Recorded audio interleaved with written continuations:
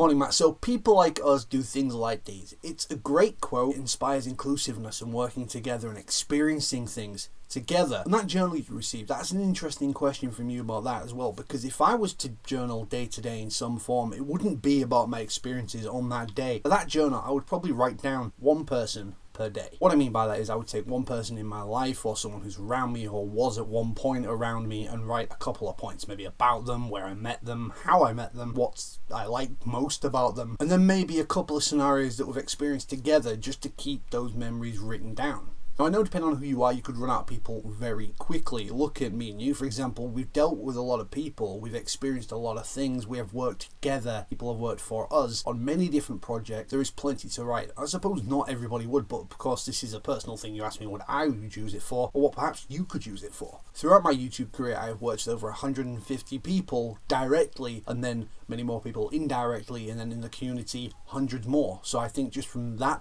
bit, I would have quite a lot to write down. I've been working for over 10 years, so I have a lot of different experiences with a lot of different people, and there's even customers that I don't know the name of who have left a particular impact at some point, or there's people I've met through school and college, mutual interest, that kind of thing. I can look at other people and see what they do right and maybe how I could do things better, so I suppose it's an exercise in self-improvement as much as it is of remembering something. Speaking of self-improvement, on the Mind website, which is a UK charity that focuses on mental health, they do encourage you to write down things about yourself, what you think are your best points and your worst points, and then you go to so many people who know you and you ask them for your worst points and your best points. See if your idea of yourself is the same as what other people see, and then you can work out a plan on how to maybe improve things or just to make yourself a bit happier.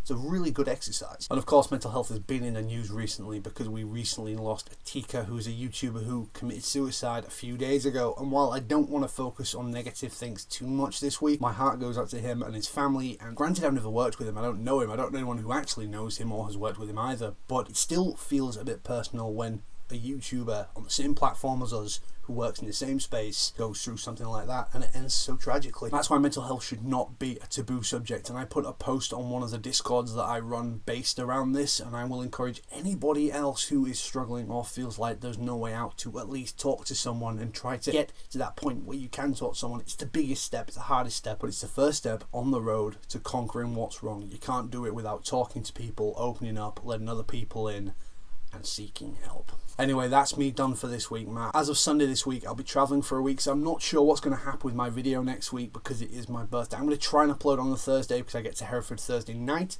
We'll just see what happens. I'll have a bunch of footage from Germany to put up, probably. It's just whether I'll get the time to edit it and upload it. But hopefully it'll be business as normal. Keep mattering, have a great day, and I'll see you Monday.